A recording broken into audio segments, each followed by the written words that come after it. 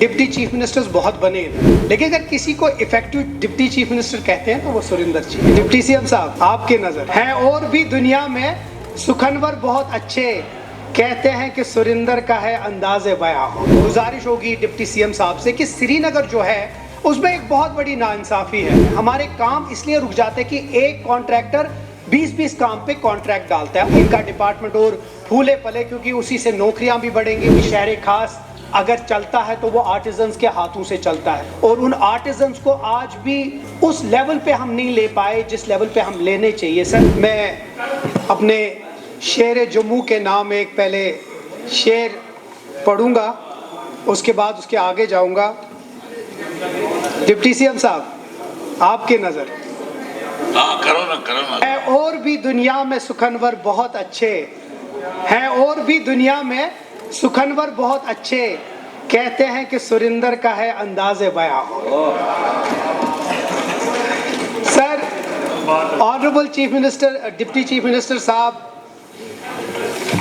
हर किसी एरिया में जाते हैं, और मैं जब से मैंने देखा है अपनी थोड़ी सी सियासी ज़िंदगी में, डिप्टी चीफ मिनिस्टर्स बहुत बने इधर, लेकिन अगर किसी को इफेक्टिव डिप्टी चीफ मिनिस्टर कहते हैं तो वो सुरिंदर जी है। उसके लिए मैं आपको मुबारकबाद पेश करना चाहता हूं। सर, इनके डिपार्टमेंट मुझे लगता है बहुत इम्पॉर्टेंट है, चाहे वो इंडस्ट्रीज़ हो, चाहे वो PWD हो, चाहे वो लेबर और एम्प्लॉयमेंट हो। मुझे लगता है वो जो हमारी रियासत और जो अब UT है उसके जो बेस है, उसका कोर जो है वो इसको बनाती है, चाहे वो नौकरियां हो, चाहे वो इंफ्रास्ट्रक्चर हो, चाहे वो कोई भी चीज़ हो जिससे रेवेन्यू जनरेट हो सकता है। तो मुझे लगता है इनका जो डिपार्टमेंट है वो बहुत इम्पॉर्टेंट है, और मैं उम्मीद करता हूं कि इनका डिपार्टमेंट और फूले पले, क्योंकि उसी से नौकरियां भी बढ़ेंगी, उसी से हमारी जो UT है उसको आगे चलेगी।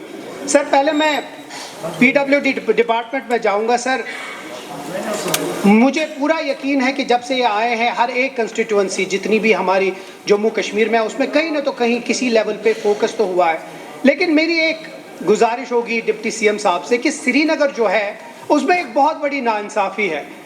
जो रोड्स है वो डिवाइड हो गए हैं SMC और RNB के बीच में। तो प्रॉब्लम ये हो जाती है कि अगर मैं इनके पास जाता हूं कि हमारे रोड्स करें तो पता चलता है वो SMC का रोड है। अब SMC के पास जाते हैं तो उनके पास उतने फंड्स नहीं है जितने भी लिमिटेड फंड्स हैं। तो क्या किसी तरीके से हम वो पहले की तरह RNB के अंदर श्रीनगर की रोड्स ला सकते हैं? अगर वो एक उसमें कहीं कोई ढूंढ सकते हैं तो वो अगर करें। श्रीनगर को जो है वो डीकंजेस्ट करना बहुत ज़रूरी है, और उसमें डिप्टी सीएम साहब का एक मेन रोल आता है, चाहे वो फ्लाईओवर्स है, चाहे वो डीकंजेस्ट करना हो सिटी को।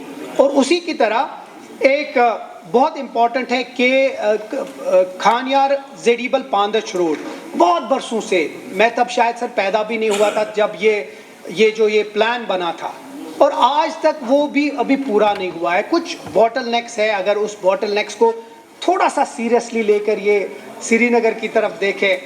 मैं काश सकीना जी के भी उस पर बोल सकता था, टाइम नहीं दिया तो अब नहीं बोल सकते।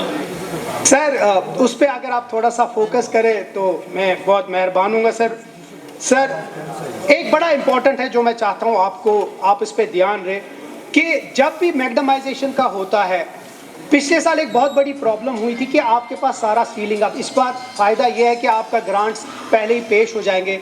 क्या आप जो ही आपके ग्रांट्स इंशाल्लाह पास हो जाएं, क्या आप एडवांस में एडमिनिस्ट्रेटिव अप्रूवल और ऑथराइजेशन देंगे ताकि वर्किंग सीजन जो है उसके स्टार्ट से पहले ही हमारा मैग्नेमाइजेशन जो है वो स्टार्ट हो जाए, ताकि हर किसी की जगह थोड़ा थोड़ा वो काम हो जाए। सर, मेरे एरिया में नौशहरा सोवरा रोड, क्योंकि सोवरा एक बहुत बड़ा हॉस्पिटल है उधर, अगर उसमें फ्लाईओवर की आप कोई गुंजाइश है वो ढूंढ सकते हैं तो वो, क्योंकि डीकंजेस्ट हो जाएगा, शहर का एक बहुत अहम हिस्सा है। और सोवरा हॉस्पिटल बड़ा इंपॉर्टेंट है, और बहुत एक बार ट्रैफिक जैम होता है तो इमरजेंसी में पेशेंट्स वहाँ नहीं आते। सायदा कदल अशेबाग, सर सायदा कदल तक आपने कर दिया है, उसके आगे फिर वो वाइडनिंग नहीं हुई है। उसी तरह सर हवल और मिर्ज़ा कामिल साहब, ये बहुत एक मेजर श्रीनगर डाउनटाउन के बॉटलनेक्स हैं जो हम अगर थोड़ा सा करें तो डीकंजेस्ट हो जाएगा सिटी। सर, और बहुत इंपॉर्टेंट है, किसी और मेंबर ने भी बात उठाई थी सर, यहाँ एक बहुत बड़ी प्रॉब्लम है। हमारे काम इसलिए रुक जाते कि एक कॉन्ट्रैक्टर 20-20 काम पे कॉन्ट्रैक्ट डालता है, और वो बहुत कम होता है, और जब उसको काम आ जाता है फिर वो काम स्टार्ट नहीं करता है, कभी फिर बहाना बनाता है। क्या हम किसी तरीके से आपकी डिपार्टमेंट से कि एक कॉन्ट्रैक्टर 3 काम से ज़्यादा ना ले, क्या कोई ऐसा मैकेनिज्म आप बना सकते हैं कि अगर एक कॉन्ट्रैक्टर 3 काम, उसको पता है उसको ये 3 काम ही करने हैं या उसकी जो कंपनी है, ताकि जो बाकी काम है वो सफ़र ना करे। आज की डेट पे भी वो आपका डिपार्टमेंट नहीं है, लेकिन बहुत सारे ऐसे काम हैं जिसमें कॉन्ट्रैक्टर्स ने कॉन्ट्रैक्ट डाले, उसके बाद काम इसलिए नहीं शुरू होते क्योंकि उसके पास 20 काम और पेंडिंग है। तो अगर उसके ऊपर आप देख सकते हैं तो वो बहुत मेहरबानी होगी। सर एक बहुत इंपॉर्टेंट है JKPCC, उसका मेन मकसद जो था वो ये था कि आप लोकली लोगों को इन्वॉल्व कर सकते थे। क्या हम उसमें देख सकते हैं कि हम JKPCC अगर हम रिवाइव कर सके तो वो एक बहुत मेहरबानी होगी। सर अब मैं इस पे जाऊंगा इंडस्ट्रीज़ पे। सर इंडस्ट्रीज़ में आपका हैंडीक्राफ्ट बहुत इंपॉर्टेंट एक सेक्टर है, और हैंडीक्राफ्ट्स में क्योंकि मेरी जो कंस्टिट्यूंसी और डाउनटाउन की जितनी भी कंस्टिट्यूंसीज है उसमें आर्टिजन्स बड़े इंपॉर्टेंट है। अगर हम कहते हैं कि शहर खास अगर चलता है तो वो आर्टिजन्स के हाथों से चलता है, और उन आर्टिजन्स को आज भी उस लेवल पे हम नहीं ले पाए जिस लेवल पे हम लेने चाहिए। सर उसमें एक बड़ी अफसोस की है कि 2014 में फ्लड्स आए, उसके बाद इतनी मुसीबतें हुई, उन लोगों ने लोन लिया था। अब बाकी लोन्स माफ़ बहुत हुए, लेकिन ये जो बेचारे आर्टिजन के जो हैं उनके लोन्स माफ़ नहीं हुए। जो पेपिया मैशी, कारपेट, शॉल, सोजनी, कॉपरवेयर, ये जो भी लोग हैं अगर उनको किसी तरीके से आप उनके लोन्स के बारे में कुछ कर सकते हैं अपने डिपार्टमेंट के थ्रू तो बहुत बहुत मेहरबानी होगी। लेकिन उसके साथ साथ अगर, क्योंकि मेरी कंस्टिट्यूंसी में एक बहुत बागे अली मर्दान खान का आपका एक बहुत बड़ा एक जगह है, क्या हम वहाँ एक क्राफ्ट म्यूज़ियम बना सकते हैं?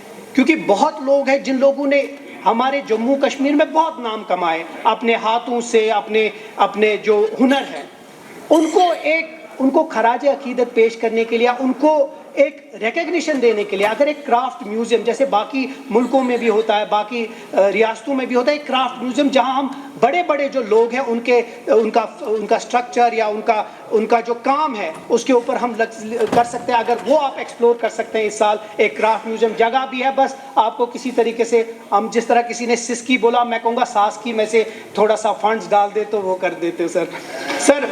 दूसरी चीज़ सर, GI टैगिंग बड़ी इंपॉर्टेंट है। सर आपके डिपार्टमेंट में GI टैगिंग आज की डेट पे बहुत अहम है।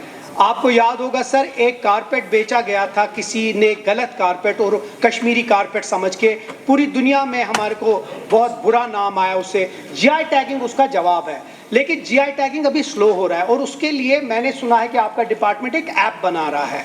उस ऐप के ज़रिए अगर वो कारपेट, शॉल कुछ भी हो, वो दुनिया में किसी भी जगह उसको स्कैन करता है तो उसका पूरा हिस्ट्री पता चलता है। अगर उसमें थोड़ी सी जल्दबाजी आप करें तो मैं बहुत शुक्रगुजार होऊंगा। सर आप तो समझ गए सर, हैंडीक्राफ्ट ब्लॉक, क्योंकि मैंने जिस तरह कहा कि शहर खास जो है, शहर खास में बहुत इंपॉर्टेंट है ये हैंडीक्राफ्ट्स का। अगर आप उधर एक हैंडीक्राफ्ट ब्लॉक करेंगे, एक अहम चीज़ है JK सीमेंट्स की। JK सीमेंट्स में क्या हुआ वो हम सब जानते हैं, लेकिन उनके जो एम्प्लॉयज़ हैं सर, ये हमारा हक, हमारा फ़र्ज़ बनता है कि उनके जो एम्प्लॉयज़ हैं, ये जो उनके पेंशन जो रिटायर हो गए, उनका हम थोड़ा ख्याल रखें। मुझे एक हाजी गुलाम रसूल भट्ट एक वहाँ काम करता था, क्योंकि पेंशनरी बेनिफिट्स नहीं है, उसको लिवर ट्रांसप्लांट करना था, 1 रुपया नहीं था बेचारे के पास वो पैसा, और वो कुछ दिन पहले गुजर गया।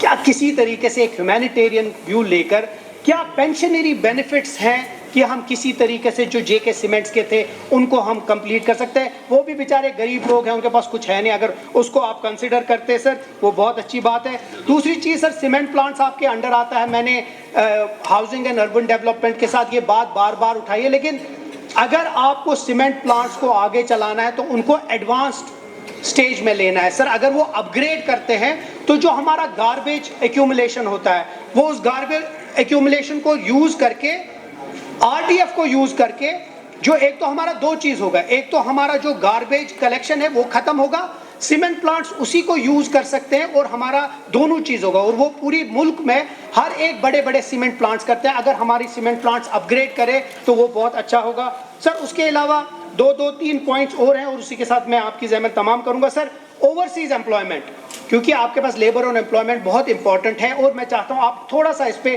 फोकस करें। सर केरला और तेलंगाना ने ODEPC और NOR के रूट्स, ये 2 करके, और दूसरा तेलंगाना में टॉमकॉम करके एक कंपनी है।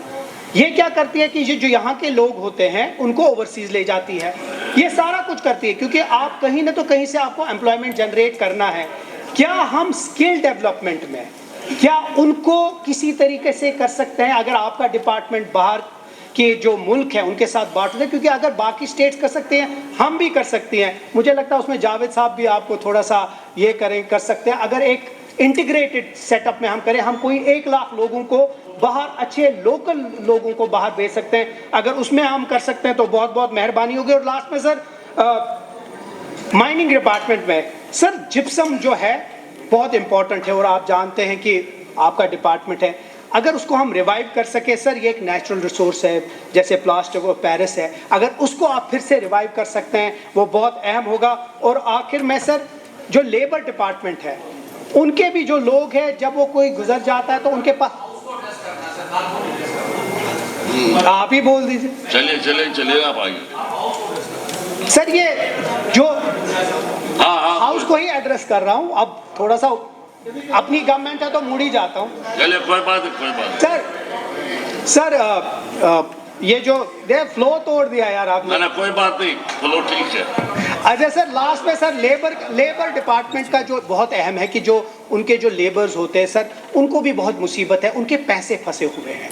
मतलब जिनका कोई गुजर जाता है, फिर उनको वो जो पेंशन बेनिफिट्स मिलते हैं या लेबर्स के, सर बहुत सारे ऐसे केसेस है जो पेंडिंग है। अगर उनको इस साल आप तोहफा देकर उन सबको छोड़, चलिए सर बहुत बहुत शुक्रिया सर। मैं उम्मीद करता हूं कि आप फूले फले और चलिए।